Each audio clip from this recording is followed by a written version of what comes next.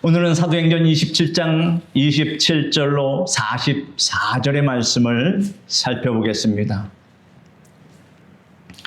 27장 27절에서 44절의 말씀을 우리 다 같이 읽겠습니다. 열 나흘째 되는 날 밤에 우리가 아드리아 바다에서 이리저리 쫓겨가다가 자정쯤 되어 사공들이 어느 육지에 가까워지는 줄을 짐작하고 물을 재어보니 20길이 되고 조금 가다가 다시 재니 15길이라 암초에 걸릴까 하여 고물로 단 넷을 내리고 날이 새기를 고대하니라. 사공들이 도망하고자 하여 이물에서 닻을 내리는 채하고 거룻배를 바다에 내려놓거늘 바울이 백부장과 군인들에게 이르되 이 사람들이 배에 있지 아니하면 너희가 구원을 얻지 못하리라 하니 이에 군인들이 거룻줄을 끊어 떼어 버리니라. 날이 새어가매 바울이 여러 사람에게 음식 먹기를 권하여 이르되 너희가 기다리며 먹지 못하고 줄인 지가 오늘까지 10나흘인즉 음식 먹기를 권하노니 이것이 너희의 구원을 위하는 것이요 너희 중 머리카락 하나도 잃을 자가 없으리라 하고 떡을 가져다가 모든 사람 앞에서 하나님께 축사하고 떼어 먹기를 시작하며 그들도 다 안심하고 받아 먹으니 배에 있는 우리의 수는 전부 276명이더라. 배부르게 먹고 밀을 바다에 버려 배를 가볍게 하였더니 날이 새매 어느 땅인지 알지 못하나 경사진 해안으로 된 항만이 눈에 띄거늘 배를 거기에 들여다 댈 수 있는가 의논한 후 닻을 끊어 바다에 버리는 동시에 키를 풀어 늦추고 돛을 달고 바람에 맞추어 해안을 향하여 들어가다가 두 물이 합하여 흐르는 곳을 만나 배를 걸매 이물은 부딪혀 움직일 수 없이 붙고 고물은 큰 물결에 깨어져 가니 군인들은 죄수가 헤엄쳐 도망할까 하여 그들을 죽이는 것이 좋다 하였으나 백부장이 바울을 구원하려 하여 그들의 뜻을 막고 헤엄칠 줄 아는 사람들을 명하여 물에 뛰어내려 먼저 육지에 나가게 하고 그 남은 사람들은 널조각 혹은 배 물건에 의지하여 나가게 하니 마침내 사람들이 다 상륙하여 구조되니라. 사랑하는 성도 여러분, 우리가 인생을 살아가다 보면 누구든지 피할 수 없는 풍랑을 만나게 됩니다. 우리 순복음 성광교회 성도 여러분은 지금까지 많은 풍랑과 역경을 다 헤치고 여기까지 왔음을 압니다. 하나님께서 여러분을 지켜주시고 보호하여 주셨습니다. 젊을 때는 미래에 대한 불확실한 풍랑을 만나게 됩니다. 중년에는 자녀와 직장의 풍랑을, 그리고 나이가 들면 외로움과 육신의 연약함이라는 풍랑을 누구나 다 경험하게 됩니다. 성경은 신앙의 길이 고요한 바다만 있는 것이 아님을 분명히 이렇게 보여줍니다. 오늘 본문은 사도 바울이 로마로 호송되는 도중 아드리아 바다에서 큰 풍랑을 만나 배가 난파되는 그 장면을 기록하고 있습니다. 그러나 이 풍랑 속에서도 하나님의 뜻은 이루어지고 한 사람도 잃지 않고 모두 구원받았다는 이 기적이 일어나고 있습니다. 이 말씀 속에서 우리의 삶과 신앙을 붙들어줄 귀한 교훈이 담겨 있습니다. 사도행전 27장은 바울의 로마 여정 가운데 가장 극적인 장면을 묘사하고 있습니다. 당시 로마로 가는 항해는 가을이 지나고 겨울 초에 이르면 매우 위험한 지경이었습니다. 본문 27절에 보면은 10나흘째 되는 날 밤에 우리가 아드리아 바다에서 이리저리 쫓겨갔다라고 기록하고 있습니다. 무려 2주 동안 바람과 파도에 시달리며 죽음의 공포 속에서 있었던 것입니다. 참으로 상상하기에도 매우 위험한 상황이었습니다. 여기에서 아드리아 바다는 오늘날의 아드리아 해가 아니라 당시 지중해 중부 바다 지역을 말합니다.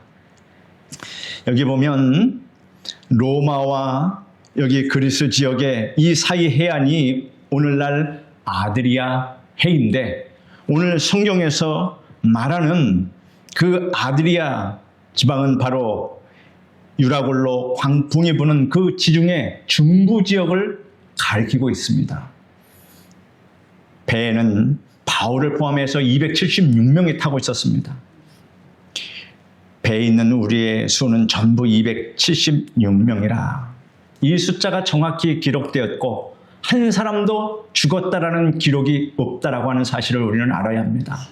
이 가운데는 죄수, 군인, 선원 그리고 다른 승객들도 있었습니다. 이들은 절망 가운데 있었지만 바울만은 담대히 하나님의 말씀을 붙들고 하나님의 말씀을 모두에게 전하여 그들의 생명을 구원했다라고 하는 사실입니다. 다시 말해서 복음은 사람들의 생명을 구원하는 능력이 있음을 우리에게 말씀하고 있습니다. 29절에 보면 암초에 걸릴까 하여 고물로 단 넷을 내리고 날이 새기를 고대하니라 하였습니다. 여러분, 고물은 배의 뒤쪽을 말합니다. 고물은 배의 뒤쪽을 말합니다. 고물로 닻을 내렸다는 표현은 배가 암초에 걸릴까 두려워 배의 뒤쪽에 닻을 내렸다는 뜻입니다. 항해에서 고물은 바람과 파도를 헤쳐나가는 중요한 부분이기 때문에 큰 풍랑에는 주로 고물 쪽에, 즉 배의 뒤쪽에서 닻을 내리고 배를 안정시키곤 했습니다.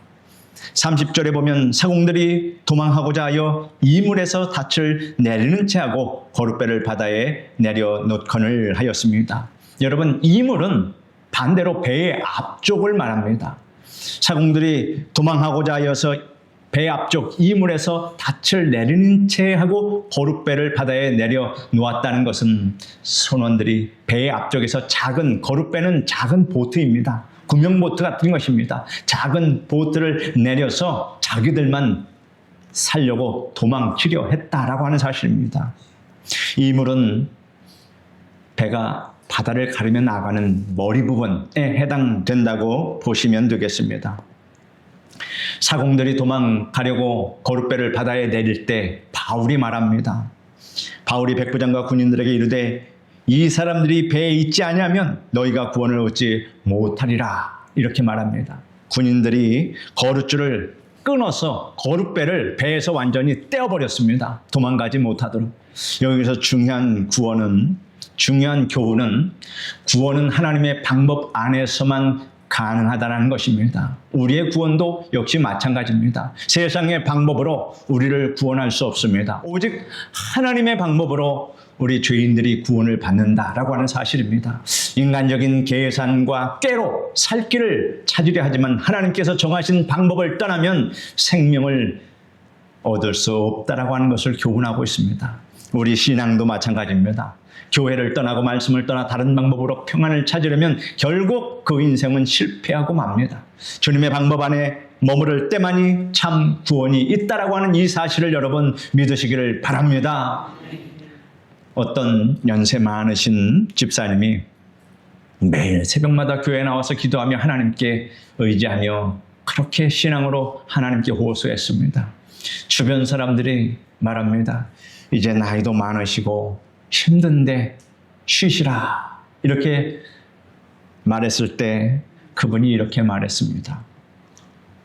내가 기도를 멈추면 숨도 멈출 것 같네. 내 기도는 내 영혼이 숨쉬는 길일세 이렇게 말했습니다. 인생의 풍랑 가운데 인간적인 방법이 아니라 하나님께 붙들린 자만이 살아남을 수 있음을 아시기를 바랍니다. 바울은 33절 34절에 날이 새어가매 바울이 여러 사람에게 음식 먹기를 권하여 이르되 너희가 기다리며 먹지 못하고 줄인 지가 오늘까지 열 나흘인즉 음식 먹기를 권하노니 이것이 너희의 구원을 위하는 것이요 너희 중 머리카락 하나도 잃을 자가 없으리라 라고 말하며 떡을 가져다가 모든 사람에게 앞에서 하나님께 축사하고 떼어 먹이기를 시작하였습니다. 여기서 우리는 두 가지 교훈을 얻습니다. 첫째는 말씀과 기도로 영적 양식을 공급해야 한다. 우리의 영의 양식은 무엇이라고요? 말씀과 기도입니다. 풍랑 가운데 사람들은 무려 14일 동안 밥도 못 먹고 기진맥진했습니다. 살 소망이 끊어질 수밖에 없는 그런 환경이라는 것을 우리가 충분히 짐작하고도 남습니다. 바울은 단순히 빵을 나누어 준 것이 아니라 하나님께 감사 기도를 올리고 그것을 믿음으로 나누어 준 것입니다. 이것이 사람들에게 용기와 소망을 주었다라고 하는 사실입니다. 둘째는 신앙의 리더는 절망 가운데 있는 사람들에게 희망을 말해야 합니다. 그 앞길을 제시할 수 있어야 합니다. 모두가 두려움에 휩싸였을 때 바울은 뭐라고 말했습니까? 머리카락 하나도 잃지 않는다 하는 하나님의 약속을 그들에게 전하였고, 바울 역시 그 약속의 말씀을 붙들었습니다. 목자와 같은 신앙의 지도자는 절망 속에서도 하나님의 말씀을 전하며 성도들의 믿음을 붙들어야 합니다. 그것이 목자의 사명입니다. 성도들은 하나님이 말씀하시는 목자의 음성을 또 듣고 따라가야 하는 것입니다. 참된 목자는 자신의 말이 아니라 하나님의 거룩하신 말씀을 대언하기 때문입니다. 예수님께서 말씀하시기를 내 양은 내 음성을 들으며 나는 그들을 알며 그들은 나를 따르느니라 하였습니다. 사랑하는 성도 여러분, 신앙은 밥과 같습니다. 하루만 먹지 않아도 기운이 빠집니다. 매일매일의 말씀 묵상과 기도가 우리의 영혼을 살린다 하는 것입니다. 선원들은 이제 바울을 믿고 안심하며 떡을 받아 먹기 시작했습니다. 풍랑 속에서 날이 새었습니다. 사공들과 군인 죄수 모두가 지쳐 있었습니다. 그런데 저 멀리 경사진 해안이 보이기 시작했습니다. 그들에게 소망의 불빛과 같은 그러한 장면이 이제 펼쳐집니다. 39절에 보면 그곳이 어느 땅인지 알지 못하나라고 기록하고 있습니다. 어찌됐든 그곳이 어디든 그들에게는 살 소망이 이제 비춰진 것입니다. 아직 정확한 지명은 알 수 없었지만 하나님이 예비하신 피난처가 눈앞에 서서히 드러나고 있었다라고 하는 것입니다. 40절에 보면 닻을 끊고 키를 풀고 돛을 달아 해안을 향해 들어가다가 라고 기록하고 있습니다. 배를 더 이상 붙잡지 않고 마지막 힘을 다해서 돛을 달아서 해안을 향해서 나아갔습니다. 그러나 난관이 있었습니다. 두 물줄기가 합쳐지는 지점에 모래톱에, 지난번에 말씀드렸죠, 스르디스에 걸려서 배 앞이 고정되고 모래톱에 걸렸으니 배가 나가질 못합니다. 그리고 뒤쪽 고물 쪽은 배가 나가지 못하니 파도가 배 뒤쪽을 치기 시작하니 부서지기 시작했습니다. 42절에 보면 군인들은 죄수들이 헤엄쳐 도망할 것을 두려워해서 다 죽이자, 이러한 잔인한 결정을 내리려고 했습니다. 그런데 역시 율리오 백부장이 바울을 구원하려고 했습니다. 바울도 죄수의 신분이기 때문에 군인들의 말대로 하면 바울도 죽음을 면치 못했을 것입니다. 그러나 바울은 로마로 가서 복음을 증거해야 하는 주님이 주신 사명이 있었기 때문에 하나님께서 율리오 백부장을 통해서 이같이 마음을 움직여 주셨다라고 하는 것입니다. 여러분, 하나님은 사람의 마음도 감동시키시고 움직여 주신다고 하는 이 사실을 여러분 아시길 바랍니다. 내가 내 마음대로 사는 것 같지만 하나님께 붙들린 사람은 내 마음대로 절대 살지 못하게 됩니다. 어찌하든지 하나님께서 기쁘시고 하나님의 뜻이 무엇인가를 먼저 생각하고 하나님께서 기쁘신 뜻을 쫓아 살아가는 것이 우리 하나님의 백성이라고 하는 것입니다. 이것이 바로 영을 가진 사람들은 하나님의 영에 붙들려서 하나님과 늘 같은 마음을 가질 수 있다라고 하는 것입니다. 그래서 우리가 날마다 성령 충만 이것을 외쳐야 하는 이유가, 성령 충만하지 않으면 뭘로 충만합니까? 자기 생각 충만, 자기 고집 충만, 자기 그 경험 충만으로 인생을 꾸려나가려고 하는 못된 습성이 또 들어오기 때문에 나 자신을 비우고 그 빈자리에 오직 성령 하나님께서 들어오셔서 하나님 나를 이끌어 주셔서 오직 하나님이 기뻐하시는 삶, 하나님께 영광 돌리는 삶, 내가 이 땅에 태어나서 무엇을 하며 무엇을 위하여 사는지를 알고 하나님께 간절히 나가기를 원합니다. 이런 심령이 마음속에 든다, 그런 얘기입니다. 하나님께서 그렇게 이끌어 주시듯이 이 백부장의 마음도 하나님께서 움직여 주셨습니다. 백부장과 바울이 전부터 무슨 친분이 있던 것도 아닙니다. 오히려 바울은 지금 죄수 신분으로 끌려가고 있었는데 하나님께서 개입해 주신 것입니다. 여러분, 우리의 인생은 항상 하나님께서 개입하여 주심을 믿으시기를 바랍니다. 배는 276명이 타고 있었는데 본문은 한 사람도 죽지 않고 모두 구조되었다 이렇게 강조합니다. 이것이 바로 하나님의 은혜입니다. 세상의 모든 풍파가 나를 흔들 때가 있습니다. 하나님을 잘 섬기고 믿고 사는데도 나의 인생이 막 흔들릴 때가 있습니다. 까닭을 모를 때도 있습니다. 그럴 때일수록 여러분, 우리는 지금까지 받은 하나님의 은혜를 생각하면서 그 태풍 속에서도 우리가 헤쳐 나가야 할 줄 믿습니다. 세상 모든 풍파 너를 흔들어 약한 마음 낙심하게 될 때에 내려주신 주의 복을 세어라. 주의 크신 복을 내가 알리라. 우리 찬양 같이 한번 해보겠습니다. 429장입니다.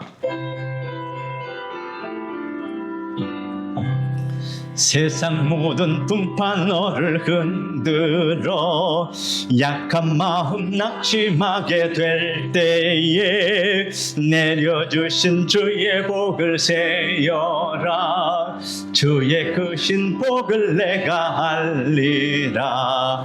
받은 복을 세어 보아라. 크신 복을 내가 알리라. 받은 복을 세어 보아라. 주의 크신 복을 내가 알리라. 세상 근심 걱정 너를 누르고 십자가를 등에 지고 나갈 때 주가 내게 주신 복을 세어라. 두려움 없이 항상 찬송하리라. 받은 복을 세어 보아라. 크신 복을 내가 알리라. 받은 복을 세어 보아라. 주의 크신 복을 내가 알리라. 세상 권세 너의 앞길 막을 때 주만 믿고 낙심하지 말아라. 천사들이 너를 보호하리니 염려 없이 앞만 보고 나가라. 받은 복을 세어 보아라. 크신 복을 내가 알리라. 받은 복을 세어 보아라. 주의 크신 복을 내가 알리라. 아멘. 성도 여러분, 하나님이 구원하시는 방법은 다양했습니다. 어떤 사람은 헤엄쳐 나왔고 어떤 사람은 널조각이나 배의 파편을 붙잡고 나왔습니다. 중요한 것은 어떤 방법이 아니라 모두가 육지에 도달해 구원받았다는 사실입니다. 하나님이 세상을 이처럼 사랑하사 독생자를 주셨으니 이는 그를 믿는 자마다 멸망하지 않고 영생을 얻게 하려 하심이라. 하나님이 그 아들을 세상에 보내신 것은 세상을 심판하려 하심이 아니요 그로 말미암아 세상이 구원을 받게 하려 하심이라 하셨습니다. 우리 하나님은 누구든지 예수 그리스도를 믿으면 구원에 이른다고 말씀해 주셨습니다. 어떤 이는 믿음이 강하여 담대히 주님을 따르고 어떤 이는 겨우 붙잡는 믿음 같지만 결국은 주님의 은혜로 모두 구원을 받습니다. 구원에는 차별이 없다는 것입니다. 오직 예수 그리스도를 구세주로 영접하고 하나님의 말씀을 따르고 살면 누구나 구원을 받게 된다는 이 사실을 믿으시기를 바랍니다. 히브리서 2장 3절에 보면 우리가 이같이 큰 구원을 등한히 여기면 어찌 피하리요. 구원을 등한히 여기면 사망, 멸망을 피할 수 없다라고만 하는 말씀입니다. 1912년 타이타닉호가 침몰할 때 존 하퍼라는 목사님은 자기가 탄 구명보트를 다른 사람에게 양보하고 차가운 바닷물에 몸을 던졌습니다. 그는 만나는 사람마다 예수를 믿으시오 주 예수를 믿으라 그리하면 구원을 얻으리라 하며 외치며 다녔습니다. 마지막 순간까지도 복음을 전하다가 주님의 품에 안겼습니다. 풍랑 속에서 그의 복음을 듣고 이제 막 예수님을 영접한 사람이라도 구원을 받을 수 있다는 것입니다. 구원은 오직 예수 그리스도 안에 있습니다. 우리는 풍랑을 두려워하지 말고 하나님의 약속을 붙들어야 합니다. 바울처럼 머리카락 하나도 상하지 않는다는 주님의 말씀을 믿으시기를 바랍니다. 시편 46편 1절에는 하나님은 우리의 피난처시요 힘이시니 환난 중에 만날 큰 도움이시라 하였습니다. 우리는 교회 안에서 함께 구원받는 공동체가 되어야 합니다. 사공들이 제각기 도망갔다면 다 죽었을 것입니다. 교회는 함께 기도하고 함께 견뎌내는 공동체입니다. 말씀과 기도로 매일 영적 양식을 공급받으시기를 바랍니다. 풍랑은 언제 올지 모릅니다. 하나님의 말씀으로 무장된 그 믿음만이 이 풍랑을 이겨낼 수 있습니다. 사랑하는 성도 여러분, 풍랑이 없는 인생은 없습니다. 그러나 오늘 본문처럼 하나님의 약속은 결코 흔들리지 않습니다. 우리 주님은 파도보다 크신 분이며 바람보다 강하신 분이시고 폭풍우 속에서도 우리를 지켜주시는 분이십니다. 오늘도 인생의 풍랑 속에서 주님의 음성을 듣고 말씀과 기도로 힘을 얻고 결국 모두 구원의 해안에, 즉 천국에 도착하시는 저와 여러분 되시기를 예수님의 이름으로 간절히 축원드립니다. 기도하겠습니다. 거룩하신 하나님, 바울이 로마로 가는 그 배는 참으로 구원받을 수 없는 지경에까지 이르렀으며 하나님의 도우심이 없었다면 저들은 다 바다에 빠졌을 것입니다. 그러나 하나님께서 개입하시고 하나님께서 사도 바울에게 큰 권능을 주시고 말씀을 선포해 주셨기 때문에 저들이 다 구원을 받았다라고 하는 이 사실을 우리가 생각하게 됩니다. 이 말씀 속에서 깨닫는 것은 우리 인생의 그 항해 속에서, 그 풍랑 속에서 하나님의 구원의 말씀을 붙들지 못하면 다 멸망받고 만다는 것을 깨닫고 이 말씀 속에서 주신 그 메시지, 오직 하나님의 말씀을 붙잡는 자는 그 풍랑을 헤쳐나가며 다 구원받는다라는 이 사실을 깨닫고 우리 모든 성도들 끝까지 말씀을 붙잡고 저 천성에 이르는 그날까지 믿음으로 승리케 하여 주시옵소서. 예수님의 이름으로 기도드립니다. 아멘.